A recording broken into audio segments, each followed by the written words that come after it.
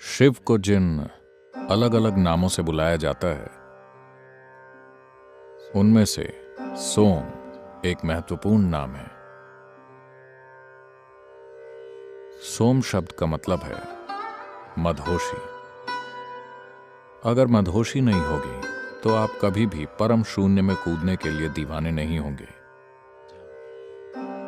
जो कि मुक्ति का एकमात्र रास्ता है। इसलिए सोम या सोम सुंदर शिव के सबसे प्रमुख नामों में से एक हैं। हमेशा मदहोश मगर पूरी तरह सजग। तो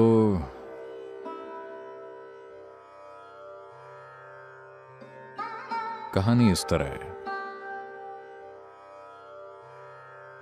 शिव कैलाश के पास पूरी मदहोशी की हालत में बैठे थे। पूरे भारत में खबर फैल गई कि वहां एक आदमी बैठा हुआ है, इतना शानदार आदमी कि धीरे धीरे साल दर साल लोगों ने वहां की यात्रा करनी शुरू कर दी। एक लड़की थी जो हिमालय राज्य की राजकुमारी थी। उसका नाम था पार्वती।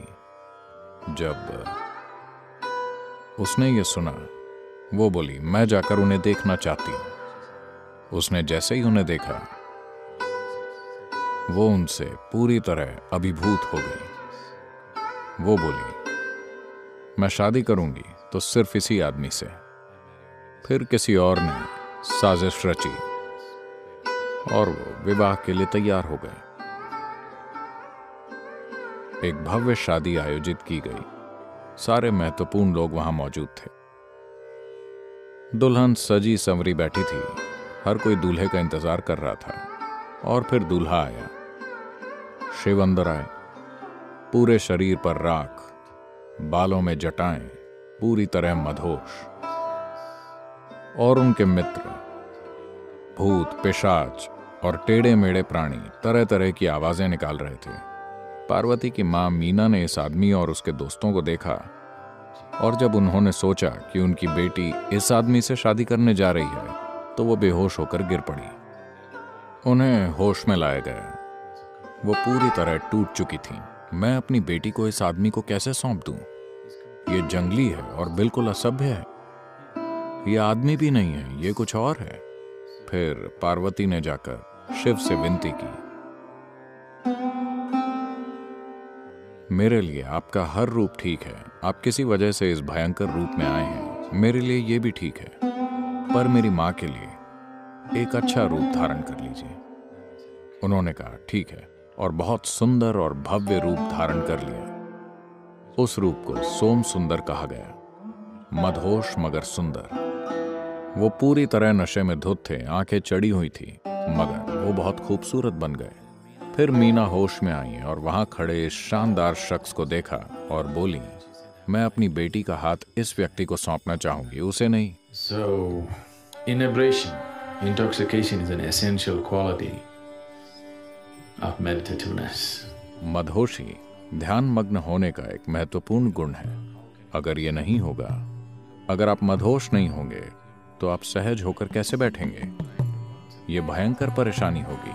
सिर्फ इस तरह बैठे हुए किसी चीज पर ध्यान केंद्रित करने की कोशिश। इसलिए ये शिव का मूल गुण है। तो उनके सिर पर चंद्रमा है, जो इस बात का प्रतीक है कि वो हमेशा खुद ही मदहोश होते हैं, किसी पदार्थ से नहीं। शिव के लगातार सोमरस पीने का मतलब है वो शराबी नहीं थे। वो बस उस चांदनी को पीते रहते थे, जिसे वो हमेशा अपने बालों पर रखते थे, और लगातार मदहोश रहते थे। यह आनंदित स्थिति अपने आप में एक लक्ष्य नहीं है। ये आनंदित स्थितियां कष्ट का डर मिटा देती हैं। जब कष्ट का डर नहीं होता, जब मेरा क्या होगा ये विचार आपके अंदर से पूरी तरह खत्म होता है, सिर्फ तभी आप जीवन की खोज करने का साहस करेंगे, वरना आप सिर्फ उसे बचाना चाहेंगे। चाहे करियर हो या कारोबार, सब सुरक्षा के लिए। शादी सुरक्षा के लिए। सब कुछ सुरक्षा से जुड़ा है। जब तक कष्ट का डर लगातार अपनी भूमिका निभा रहा है, आप जीवन के गहरे आयामों में जाने का साहस नहीं करेंगे। सिर्फ जब आप इस तरह मदहोश मगर पूरी तरह सजग होते हैं, तभी कष्ट का डर नहीं होता। आप कहीं भी जाने के लिए तैयार होते हैं।